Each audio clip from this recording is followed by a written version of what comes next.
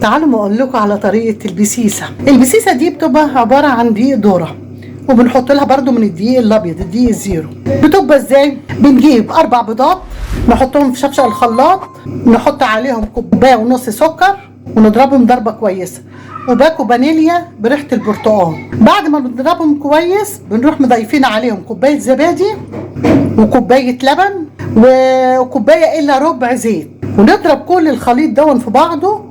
وبعد كده بنضيف 3 كوبايات، كوبايه دقيق ذره وكوبايتين دقيق ابيض ومعلقه ونص نشا وورقه بيكنج باودر، ونحط كل الخليط ده كله ينضرب كويس. وبعد كده نفضيه في الصينيه، الصينيه مدهونه زيت مش سمنه، البسيسه زيت، ندهنها ونحط الخليط وندخله الفرن ويطلع بالشكل اللي انتوا شايفينها دي. جميله جدا، هي زي الكيكه بس ايه، دي بنضيف لها دقيق ذره. يا رب تعجبكم. السلام عليكم ورحمه الله وبركاته.